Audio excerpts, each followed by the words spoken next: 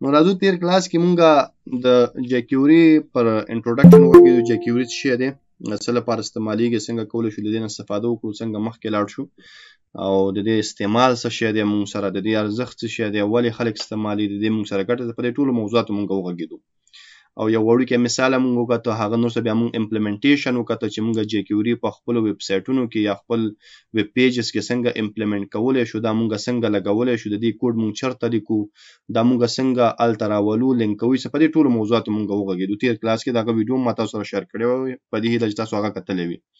اوس راځو بیسیک سینټکس باندې خبرې کوو. کوم سینټکس چې ما تاسو ته پرون لیکلی و، نو هغه ما ډایرکټ لیکلی و. اوس به مونږ تشریح کوو چې دغه سینټکس چې کله مونږ لیکو، چې کله مونږ جیکیوري لیکو، نو مونږ یو سینټکس لیکو چې لیکو document dot ready، او بیا په هغه کې مونږ یو فنکشن پاس کوو. د دې هدف څه شی دی او د دې کار څه شی دی؟ ګوره، د جیکیوري چې کوم بیسیک سینټکس دی، جاوا سکرپټ چې کله مونږ لیکو، نو الته به مونږ څه کوو، سکرپټ ټیګز به مونږ خلاصولو، په هغه کې به مونږ لیکلو چې console.log او خپل کوډ به مو لیکلو، هغه به مونږ سره ران کېدو، څه ستونزه نه وه، هېڅ مشکل به نه و، بس سکرپټ ټیګز به و او یا به جاوا سکرپټ فایل و، هغه کې به مونږ خپل کوډ لیکلو، به کار کوو. خو جیکیوري چې کله لیکو، نو مهمه خبره ده چې لومړی به تاسو د هغه سینټکس لیکئ. او سینټکس به څنګه لیکئ؟ لومړی به سکرپټ لیکئ. سکرپټ به ځکه لیکئ چې جیکیوري هم خپله جاوا سکرپټ دی، دا نوی څه شی نه دی، دا هم جاوا سکرپټ دی. نو جاوا سکرپټ چې کله هم لیکو، موږ سکرپټس کې دننه لیکو، نو سکرپټ به لیکئ او په هغه کې دننه به تاسو دا سینټکس لیکئ چې document dot ready، او بیا به تاسو یو فنکشن کال کوئ. په دغه فنکشن کې دننه به تاسو خپل کوډ لیکئ، لکه نور څونه کوډ تاسو وي د جیکیوري، هغه به تاسو په دې کې دننه لیکئ. اوس همدغه سینټکس چې ما تاسو ته وی چې کله تاسو جیکیوري سٹارټ کوئ او دا شی لیکئ، د دې هدف څه دی، د دې مطلب څه دی، د دې څه برخې دي، موږ سره په دې خبرې کوو. ګوره، دا موږ سره سینټکس دی مکمل. چې کله تاسو جیکیوري لیکئ، نو تاسو به دا شی لیکئ. خو دا چې دا په دوه برخو ویشل شوی، دا خپل دا مکمل کوډ چې تاسو ګوره په دوه برخو ویشل شوی. لومړنۍ برخه چې دې ته سلیکټر ویل کیږي، دا لومړی چې کومه برخه تاسو ښکار دې ته سلیکټر ویل کیږي، او دا دویمه برخه چې تاسو ښکار دې ته میثډ ویل کیږي. میثډ فنکشن ته وي، فنکشن میثډ ته وي. کله چې مونږه کلاس کې دننه یو فنکشن اخلو، هغه ته میثډ ویل کیږي. چې کله کلاس نه د باندې اخلو، هغه فنکشن ویل کیږي. نو که چیرته ما میثډ وي، نو دا فنکشن دی، او که چیرته ما فنکشن وي، دا میثډ دی. دواړه سیم ټو سیم ټرمینالوجیز دي، فرق یې په ابجیکټ اورینټډ کې راځي. که تاسو په پوهیږئ ډیره ښه ده، که نه پوهیږئ، دواړه نه یو معنا والي. نو دلته مونږه دې برخه ته ویل کیږي سلیکټر، او دې ته ویل کیږي میثډ. او سلیکټر څه ته وایي؟ نو په سی اس اس کې چې کله مونږ یو ټیګ ته سټایل ورکو، یو کلاس ته سټایل ورکو، نو مونږ لومړی هغه سلیکټ کوو. خو چې کله هغه سلیکټ کوو، نو د سلیکټ کولو لپاره یو څه رولز دي، لکه یا به مونږ هغه د کلاس په نوم سلیکټ کوو، یا به هغه مونږ د آی ډي باندې سلیکټ کوو، یا به هغه مونږ د ټیګ په نوم سلیکټ کوو، یا مونږ سره نو سلیکټرز په هغه طریقه سلیکټ کوو. نو همدغه ته سلیکټر وایي. نو بیسیکلی دلته به مونږ خپل سلیکټر لیکو. او میثډ څه شی دی؟ میثډ دلته به مونږ ورته وایو چې کار به څه شی کیږي. نو په سلیکټر کې مونږه ډام ټارګټ کوو.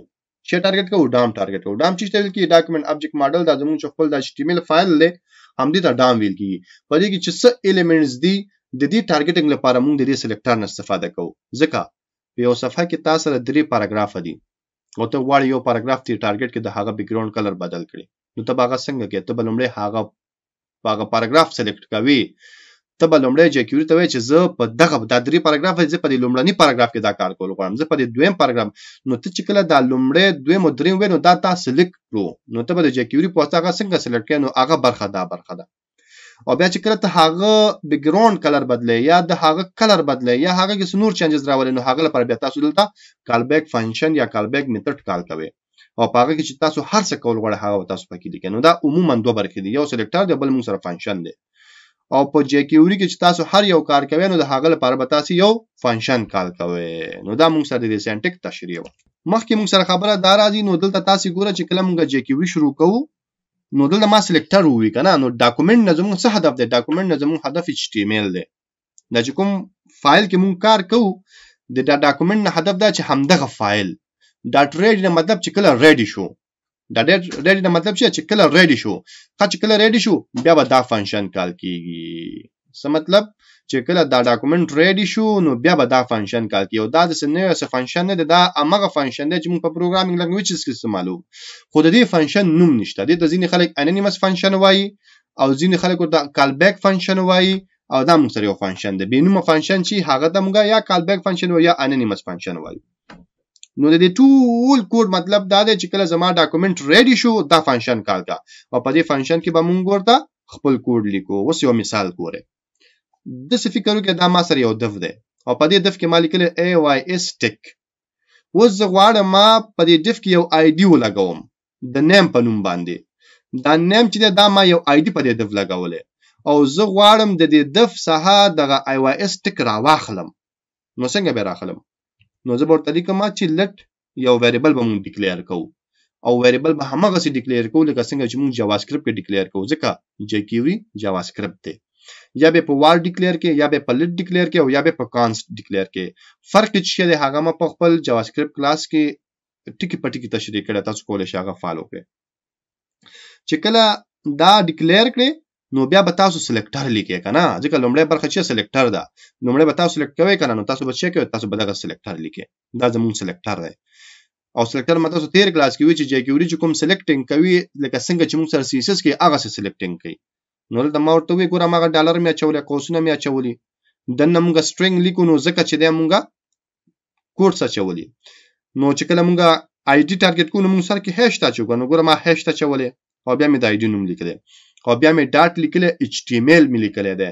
په جاوا سکرپټ کې موږ ورته انر HTML لیکو، په jQuery کې موږ صرف HTML لیکو. دا د یو فنکشن دی چې هم ډیټا سیټ کولای شي او هم ډیټا ګټ کولای شي.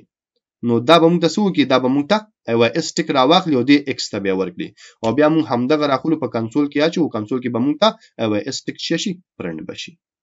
نو دا موږ سره بیسیک سنټکس او د دې دغه یو بیسیک مثال چې ما تاسو ته درکو. دا چې کوم فنکشن ما تاسو ته وی دا چې کوم ما میثډ تاسو ته وی یا سنټکس تاسو ته وی د دې د لیکلو بل طریقه هم شته او هغه موږ سره داسې طریقه ده.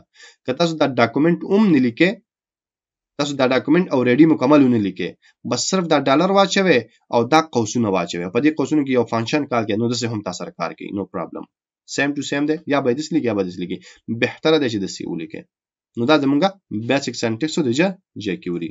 راځو عملی کار ته. د عملی کار لپاره مونږ یو فایل فولډر کریټ کړو د jQuery په نوم باندې، په دې کې مونږ یو فایل کریټ کړو د بیسیک Query په نوم باندې. اوس به مونږ یو بل فایل کریټ کوو، دویم کلاس دی زمونږه او دا چې د مونږ سره بیسیک سنټکس او د هغه ترڅنګ به مونږ له خیر سره یو څه سلیکټرز هم وایو. نو زه به ورته لیکم سلیکټرز ډاټ JS HTML، ځکه HTML لیکو په HTML کې JavaScript لیکو کنه، نو دا ما ولیکو.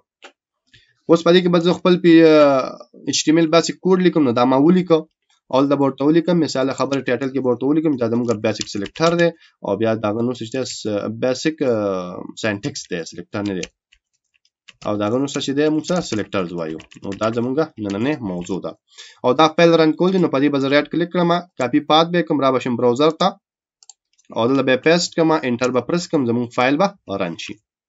اوس دلته موږ jQuery کې کار کوو، jQuery جاوا سکرپټ دی، نو زه به چې کوم سکرپټ ټیګ بلیکم او په سکرپټ ټیګ کې به خپل jQuery لیکل شروع کوم. نو ما تاسو ته وی چې کله تاسو jQuery استعمالوي نو تاسو به چې کوئ، یا به د jQuery فایل راوړئ یا به دغه چې کوئ ډاونلوډوي او یا به دغه انلاین لینک لګوي. نو اوس موږ دغه فایل راوړو، د فایل راوړلو لپاره به موږ څه کوو؟ ما تاسو ته یا به هډ کې راوړو یا بلاندې راوړو، خو چې چیرته هم راوړئ نو jQuery چې کوډ لیکي دا به د فایل نه لاندې لیکي، بره به نه لیکي ځکه به نه پیژني. نو دا به راشم او ته وایم چې سکرپټ او په سکرپټ کې ورته وایم چې څه پاس کا، په دې کې ورته وایم چې src او په src کې ورته وایم چې را د سو کا موږ سره JS په نوم یو فولډر دی، په دې کې jQuery.js په نوم یو فایل دی. نو ما د jQuery لینک امپورټ کړل. اوس چې jQuery کوډ لیکم نو ما ته بس ایرر نه راځي. نو ما ته څه بیسیک سنټکس یا ډالر به واچي دا قوس به واچي او بیا ولیکي چې ډاټ ریډي. نو دا مکمل سنټکس دی، دا مکمل سنټکس دی. بس دلته به سلیکټر پاس کوي او دلته به ورته میثډ پاس کوي. سلیکټر زموږ چې دی ډاکومنت دی، ډاکومنت نه هدف هم دغه فایل دی چې پکې کوډ لیکم. ښه دغه فایل نه هدف ډاکومنت دی. څه مطلب دی؟ مطلب مې دا چې زه په دې ډاکومنت کې کوډ کوم، زه چې کوم کار کول غواړم زه دا چینجز په دې ډاکومنت کې غواړم، نو زه لیکم چې ډاکومنت خاصه کول غواړي. نو ما تاسو په دې کې بداسي یو انونیمس یا کال بیک فنکشن کال کوي. نو دا زموږ کال بیک فنکشن دا سیم ټو سیم هغه فنکشن چې موږ په هر پروګرامینګ لنګویج کې استعمالو، بس صرف دا چې موږ نوم نه ورکو او دلته بدن نه راشي په دې کې به خپل jQuery نور کوډ لیکل شي، د جاوا سکرپټ jQuery دواړه لیکل شي. کله راشي مرته لیکم چې console.log ورته لیکم چې hello او زه دا سیف کړم، راشم براوزر ته F12 به پریس کوم موږ سره به کنسول خلاص شي. کنسول خلاصېدو نه وروسته که سفر لوډ کړم نو تاسو به ګورئ چې موږ سره hello پرنټ شو.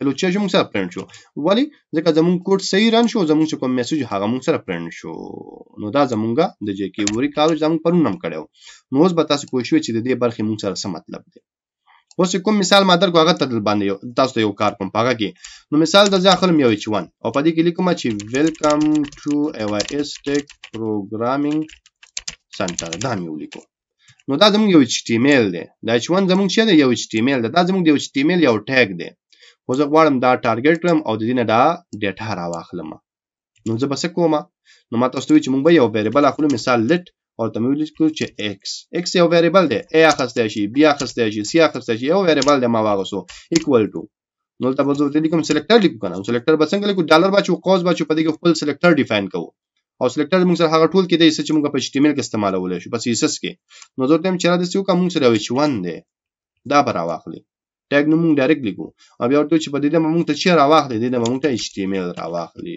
نو دې به ته چې راواخلي HTML به راواخلي خو کو سفری لوډ کوم له فرق نه راځي ځکه موږ صرف راخیسته ده شو کړم نه دا غل پر بل کوم چې console.log او په console.log یو ټایم چې موږ ته x شو کا سفری لوډ کړی نو تاسو چې په دې کې چې لیکل شوی دی په دې کې لیکل شوی دی چې ویلکم ټو AYS Tech Programming Center نو په دې کې دا شی لیکل شوی نو ګوره هغه ډیټا د دې نه ما راواخسته او د چا په مرسته مې راواخسته د jQuery په مرسته مې راواخسته نو دا موږ سره بیسیک سینټکس او دا د دې تشریح چې موږ څنګه استعمالول شو